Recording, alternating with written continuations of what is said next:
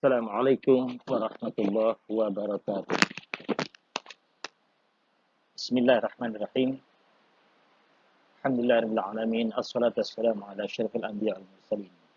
Sayyidina wa nabiyyina Muhammadin wa ala alihi wa ashabihi ajma'in wa ba'du. Pemirsa yang budiman, alhamdulillah kita berjumpa lagi dalam kajian wudu menurut empat mazhab. Pada pertemuan kali ini kita tetap akan melanjutkan apa yang sudah disampaikan minggu lalu. Namun sebelumnya, mari kita membaca Al-Quran. Mudah-mudahan Allah SWT senantiasa meridhai apa yang kita laksanakan dan bisa memberikan manfaat kepada orang lain. Ila hadratil Mustafa Rasulullah SAW. Al-Fatihah. A'udzu billahi minasyaitonir rajim. Bismillahirrahmanirrahim. Alhamdulillahirabbil alamin. Arrahmanir rahim. Maliki yaumiddin. Iyyaka na'budu wa iyyaka nasta'in. Ihdinas siratal mustaqim. Siratal ladzina an'amta 'alaihim ghairil maghdubi 'alaihim waladdallin. Amin. Jamaah rahimakumullah. Pada pertemuan kali ini kita akan melanjutkan tentang hukum berwudu. Jadi kalau pertemuan yang pertama sudah kami sampaikan bahwa hukum berwudu itu yang pertama adalah ada yang sepakat, para ulama sepakat itu adalah wajib ditunaikan. Yang kedua, ada yang disebut dengan diperselisihkan apakah wudhu itu wajib atau wudhu itu menjadi kedudukannya sunnah. Jadi nanti pada hari ini, dalam kajian saat ini, kita akan masuki sunnah. Jadi wudhu itu adalah merupakan amalia sunnah dalam suatu aktivitas kita. Nah, untuk ini, sebagai pengingat saja, perlu diketahui bahwa yang pertama, bahwa wudhu itu wajib itu ada pada dua tempat. Yaitu, pertama adalah ketika orang mau sholat, berarti wajib punya wudhu. Yang kedua adalah, yaitu dia wajib punya wudhu ketika dia sedang melaksanakan sujud tilawah. Atau sujud as-sajadah, sujud sajadah. Nah, kemudian yang diperselisihkan para ulama, ada yang mengatakan wajib, tapi ada juga yang mengatakan sunnah. Yaitu yang pertama adalah menyentuh Al-Quran, yang kedua adalah melaksanakan tawaf di Baitullah, dan yang ketiga melaksanakan atau dia berkhutbah atau ketika dia menjadi khatib. Itu diperselisihkan antara wajib atau sunnah menurut empat mazhab ini. Untuk kajian kali ini adalah kita akan melanjutkan tentang wudhu yang disepakati sunnah oleh para ulama. Nah, ini bagian ketiga kan ya. Apa saja yang menjadi wudhu yang disepakati sunnah untuk dilaksanakan? Yang pertama adalah mengulangi wudhu untuk tiap sholat. Jamaah rahmatullah. Para ulama sepakat bahwa bagi yang telah mendirikan sholat dan dalam kondisi suci, jika hendak sholat di waktu yang lain, disunahkan untuk berwudu kembali. Sekalipun statusnya masih dalam kondisi suci dari hadas, baik hadas besar maupun hadas kecil. Dasarnya hadis Rasulullah yang menyebutkan, laula an asyukta ala ummati la amartahum inda kulli sholatin biwudu'in wa ma'a kulli wudu'in bisiwakin. Rawahu Ahmad. Dari Abu Hurairah, Rasulullah SAW bersabda, seandainya tidak memberatkan umatku, pastilah aku akan perintahkan untuk berwudu pada tiap-tiap mau sholat, dan wudu itu dengan bersiwak. Hadis riwayat Ahmad. Pemirsa yang budiman, di sini berarti seandainya kita punya wudhu, habis maghrib, ya dari maghrib kita punya wudhu, sampai isya, itu kita bisa menahan wudhu. Itu tidak masalah kalau seumpamanya kita langsung sholat kembali. Tapi, kalau kita ingin mendapatkan sebuah nilai pahala, maka kalau tadi sudah wudhu, karena kita sudah jeda waktunya sekian, ya, maka termasuk mendapatkan nilai pahala ketika kita kemudian sebelum sholat isya, walaupun kita sudah punya wudhu dan kita belum batal, kita wudhu kembali. Itu sunnah hukumnya. Nah, ini Yang perlu kami sampaikan di sini, banyak di antara kita ini salah mengartikan kata sunnah. Kenapa? Kita belajar dulu ketika di SD, ketika di MTS ataupun di PGA, selalu ketemu dengan kaidah yang mengatakan yang dinamakan sunnah itu adalah kalau dikerjakan mendapatkan pahala, kalau ditinggalkan tidak apa-apa. Ini yang maksud Bapak harus kita ubah. Statement ini atau pengertian ini benar-benar tidak memberi motivasi pada kita. Loh, apa yang bisa menjadi atau dipegang menjadi motivasi? Katakan begini, sunnah adalah apabila dikerjakan mendapatkan pahala, apabila ditinggalkan rugi. Itu. Saya ulangi, apabila dikerjakan mendapat pahala dan apabila ditinggalkan rugi. Loh kok gitu? Kenapa? Karena pastilah rugi ya. Lah ketika dia ini adalah ada amalan sunnah. Yo, amalkan, tunaikan. Berarti kita dimotivasi untuk mendapatkan pahala, untuk mendapatkan ridha Allah, untuk mendapatkan untuk menjadi agar menjadi bekal di yaumil kiamah nanti, maka diharapkan bisa memberikan nilai itu. Jadi ini yang di arti seperti ini harus diubah. Jadi apabila dikerjakan mendapat pahala, apabila ditinggalkan rugi. Pemirsa yang budiman, untuk selanjutnya, jadi setiap mau salat wudhu. Untuk selanjutnya, bagian yang kedua atau bagian B, wudhu yang disepakati sunnah atau kita disunahkan untuk berwudhu ketika kita menyentuh kitab-kitab agama dan hendak belajar. Para ulama sepakat bahwa disunahkannya dalam kondisi berwudhu bagi yang hendak belajar ilmu-ilmu agama. Sebagaimana disunahkan pula jika hendak menyentuh kitab-kitab agama seperti kitab tafsir, hadis, akidah, fikih, dan lain sebagainya. Namun, bila dirinya lebih banyak yang dominan, lebih dominan terdapat ayat Al-Quran, maka hukumnya menjadi wajib menurut jumhur ulama. Pemirsa, kita sebetulnya, para guru, mungkin kalau kita seorang guru, itu sangat dominan sekali atau sangat penting kita memiliki wudhu ketika kita menyampaikan ilmu kepada murid-murid kita. Begitu juga murid kita, dia diharapkan juga punya wudhu. Kenapa? Karena dengan wudhu berarti insya Allah hati kita suci, pikiran kita suci, bersih, sehingga ilmu yang didapatnya itu akan mudah diterima. Karena ada keterpautan antara hati si siswa dengan hati sang guru. Kalau sudah ada keterpautannya, maka barokah akan turun, ilmu yang disampaikan akan mudah diterima, dan sekaligus ilmu itu insya Allah bagi siswanya, bagi yang pembelajarnya atau bagi murid-muridnya, murid itu akan mendapatkan ilmu yang bermanfaat. Kemudian selanjutnya yang ke C atau yang ketiga, wudhu itu juga sunnah ketika akan tidur. Artinya kalau mau tidur itu sunnah kita punya wudhu. Jumhur ulama berpendapat disunahkan pula ketika akan tidur untuk berwudhu. Sehingga seorang muslim tidur dalam keadaan suci dan dari hadas. Apa maksud dan tujuannya? Karena tidur itu adalah merupakan satu istirahat yang tentunya Allah akan mengambil roh kita sejenak lah ya. Dan dalam beberapa waktu, ya, maka tentunya wudhu adalah bagian daripada rasa berserah diri kepada Allah. Makanya kita kan tahu kan ya, ketika kita mau tidur kita menyampaikan Bismillahirrahmanirrahim ahya wa bismika amut. Dengan menyebut namamu ya Allah, aku hidup dan aku mati. Tidur itu adalah bagian daripada tidur atau mati kecil, mati sementara.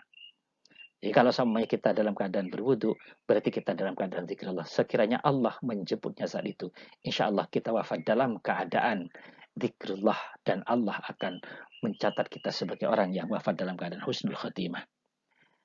Dalam hadis Nabi tentang tidur sebelum ketika kita mau tidur hendaknya berwudu ini muttafaq alaih dalam hadisnya berbunyi idza ataitah matja'aka ya fatawaddo wudu'aka lis-shalah.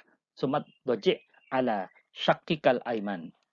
Artinya adalah dari Al-Barra bin Azib radhiyallahu anhu, Rasulullah SAW bersabda, bila kamu naik ranjang untuk tidur, maka berwuduklah sebagaimana kamu berwuduk untuk sholat.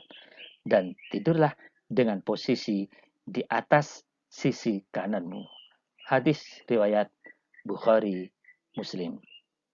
Jadi, wuduk sebelum tidur dan tidur posisi miring ke kanan. Itu sunnah. Nah, semoga kita bisa mengamalkan dalam kehidupan sehari-hari. Adalah yang keempat, sebelum mandi. Nah, sebelum mandi, maksudnya di sini adalah sebelum mandi janabat, kita disunahkan berwudu.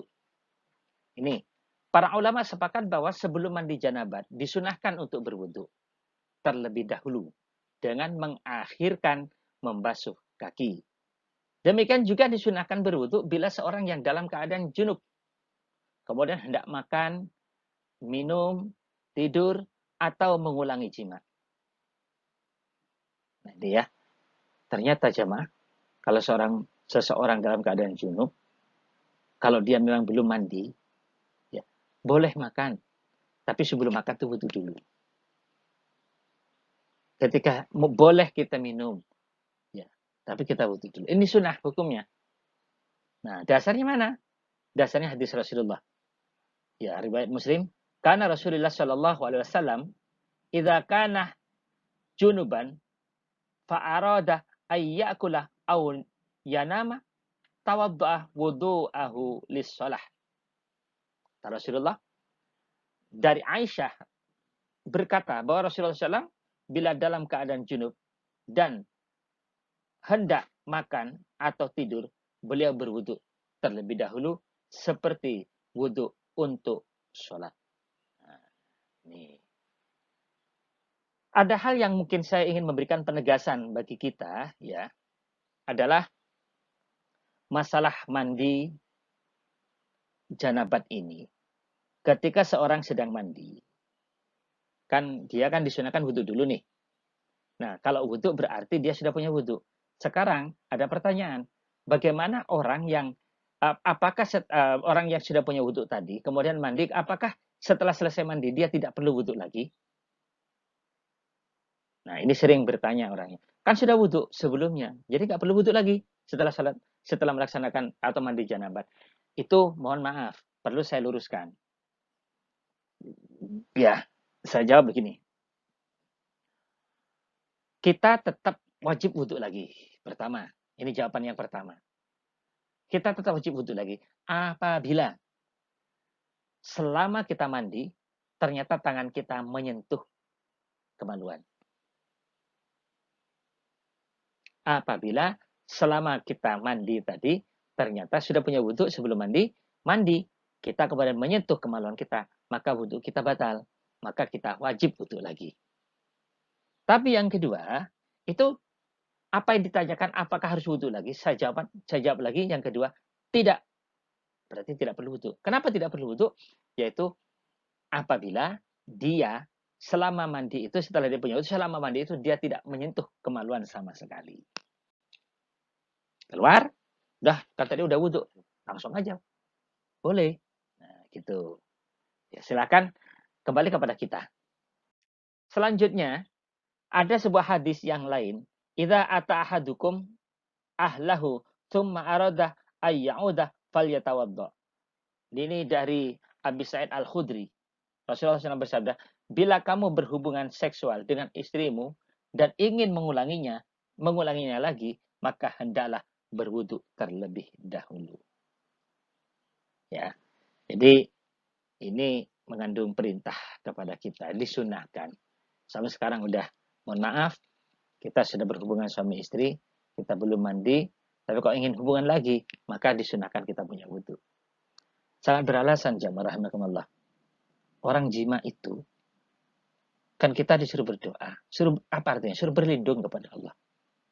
Ya, kita tahu kan, kalau doanya Allahumma jannibna syayatin wa jannibis syaitan ma razaqtana. Itu kan doanya ketika kita berhubungan. Ya Allah, ya, jauhkan, hindarkan kami dari segala keterpautan atau keterlibatan setan dalam hubungan suami istri itu, dan jauhkan pula nanti hasil dari apa yang kami lakukan dengan istri saya. Maksudnya, jauhkan pula anak keturunan kami dari rezeki. Mohon maaf, dari iblis atau setan. Nah, itu ya. Jadi, ketika kita mau berhubungan suami istri, kita disuruh berdoa kepada Allah, minta perlindungan kepada Allah dari segala godaan setan, dari setan. Kita juga memohon rezeki, mohon anak keturunan dari hasil hubungan itu adalah anak yang jauh dari bujuk rayu setan. Tuh. Sekarang yang bagian ke E atau yang kelima. Ya, yang kelima, wudhu yang disepakati sunnah. Berarti sunnah kita punya wudhu. Yang kelima adalah ketika membaca Al-Quran. Membaca Al-Quran itu sunnah punya wudhu. Kalau nggak punya wudhu gimana Ustaz? Nggak apa-apa. Ya. Tapi saya sekali lagi mengingatkan, pengertian sunnah jangan disamakan dengan apa yang pernah kita pelajari dulu. Kalau dulu kita mengatakan, mengulangi, ya, yang apabila dikerjakan mendapatkan pahala, apabila ditinggalkan tidak apa-apa. Ubah pengertian itu dengan mengatakan apabila dikerjakan mendapat pahala, apabila ditinggalkan yaitu kita rugi. Nah, itu ya. Hukum berwudu dalam kondisi suci ketika membaca Al-Quran adalah sunnah. Ya, hal ini berbeda dengan menyentuh mushaf Al-Quran. Ingat ya, membaca dan menyentuh itu beda. Kalau membaca tinggal aja baca. Saat kita sudah hafal surah Yasin, baca yuk. Kita sudah untuk punya wudu. Ya. Menurut jumhur, ya, malah ya, ketika kita membaca Al-Quran itu, yang menurut jumhur adalah wajib. Demikian juga sunnah untuk berwudu terlebih dahulu bila hendak membaca hadis Rasulullah dan mengajarkannya kepada orang lain. Memiliki sebagaimana tradisi para ulama terdahulu seperti Imam Malik, Imam Bukhari dan lain sebagainya, yaitu kita mengajar ketika kita mengajarkan ilmu itu hendaknya memang memiliki wudhu supaya ada keterpautan hati antara sang guru dengan si muridnya. Lanjut. Kemudian yang bagian F, berarti bagian yang ke-6.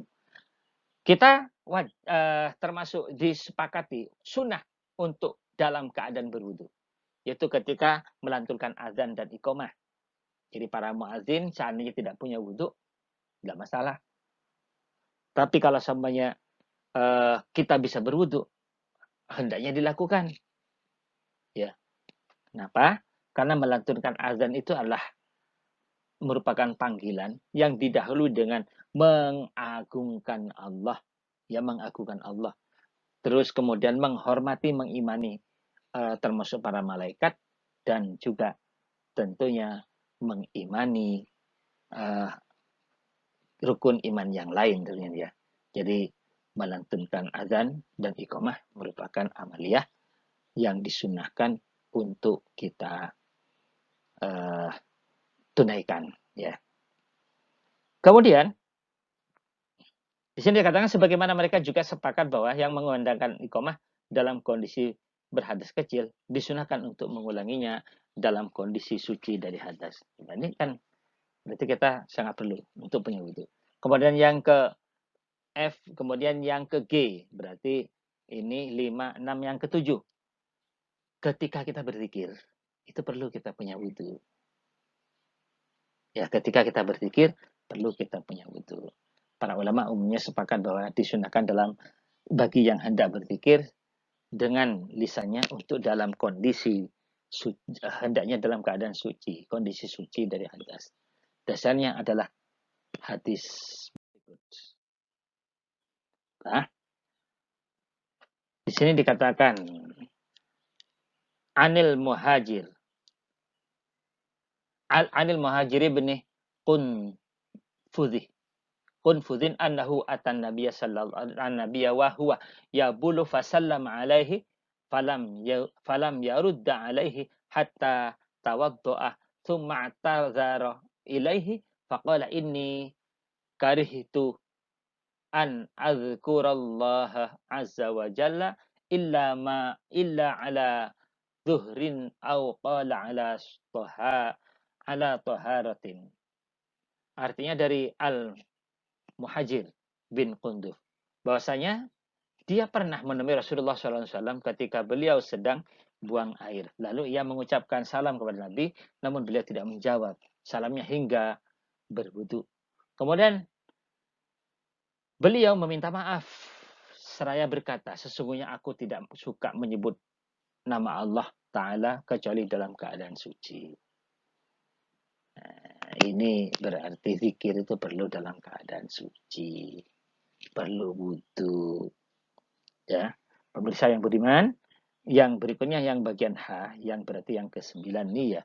Ziarah ke makam Rasulullah itu juga sunnah. Kita punya wudu. Sepakat seluruhnya sunnah. Nah, di sini para ulama sepakat bahwa ketika seseorang berziarah ke makam Rasulullah SAW, disunahkan atasnya untuk berwudu. Sehingga sebagai bentuk penghormatan ya atau ta'zim atas diri Rasulullah SAW. Gitu.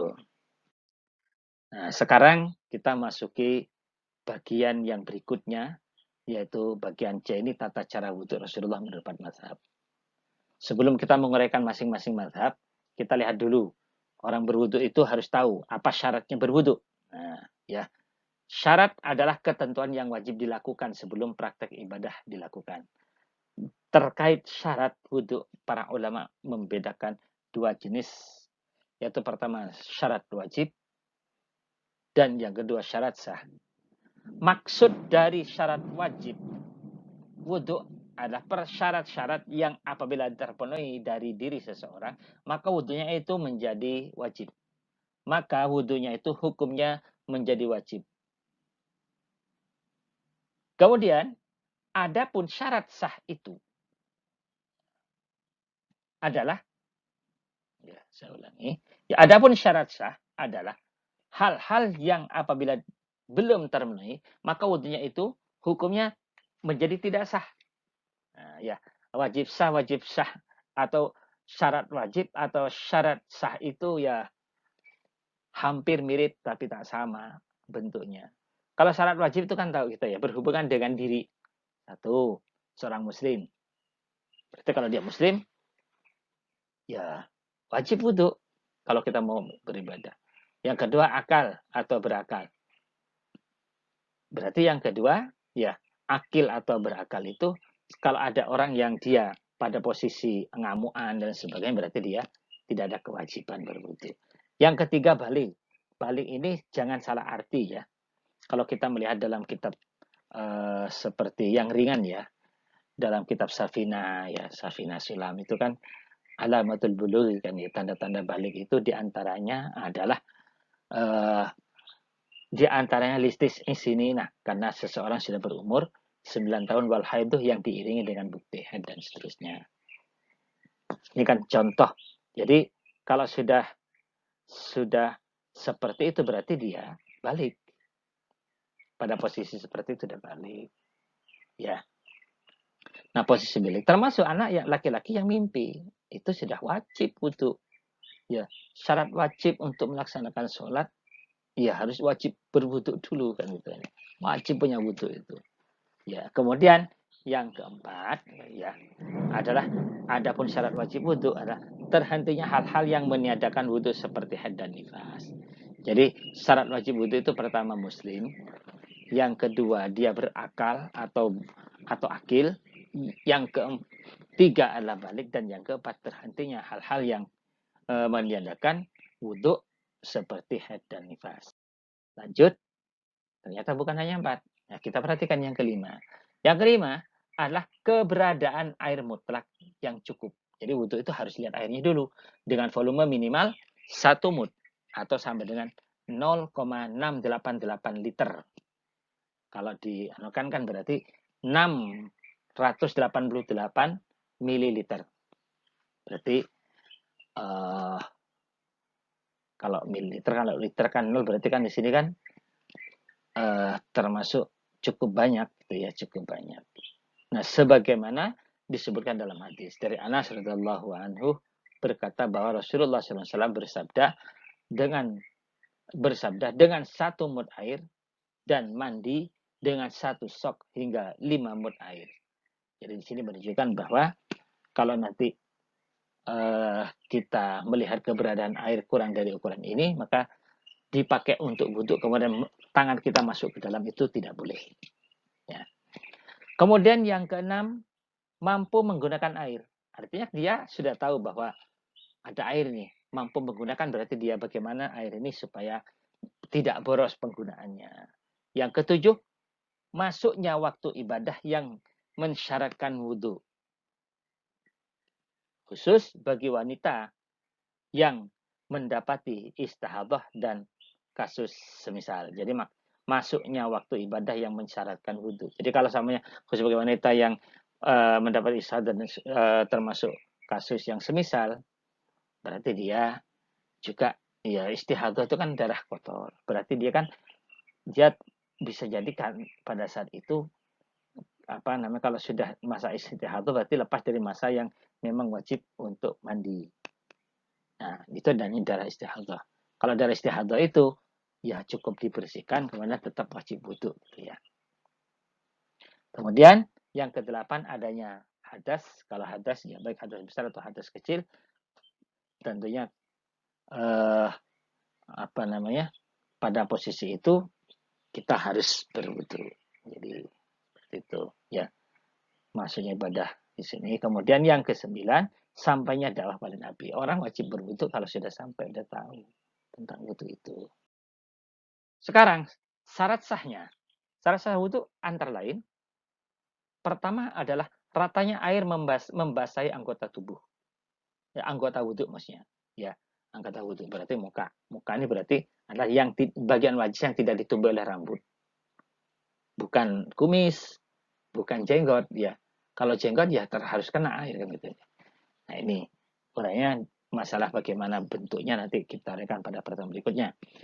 Tidak adanya penghalang di antara kulit seperti lilin, lemah, adonan, tanah, lem, cat, karet atau benda apapun yang menjadi penghalang basahnya bagian anggota wudhu dari air itu, maka itu tidak ada pada anggota wudhu tadi.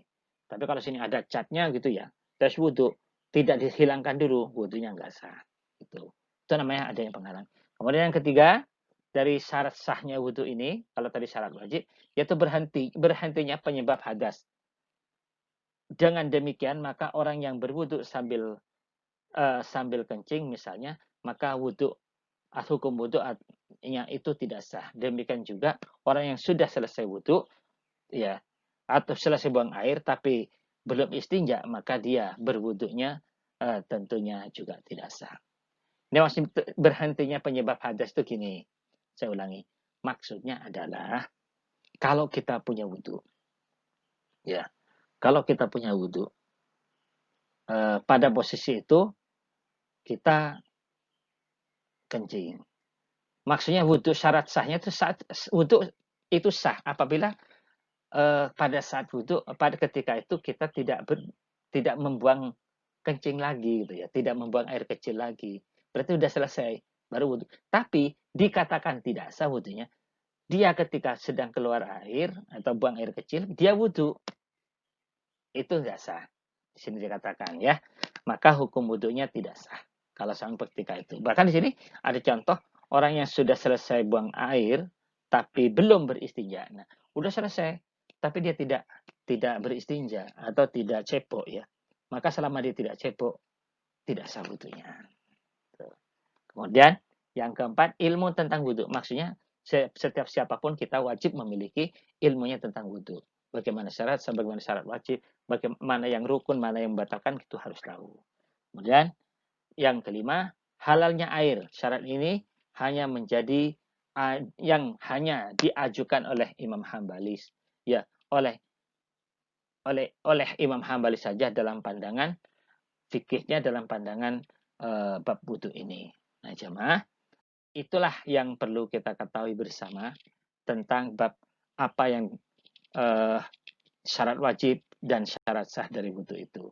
Terima kasih. Kita nanti akan melanjutkan pada bab berikutnya atau pertemuan yang ketiga.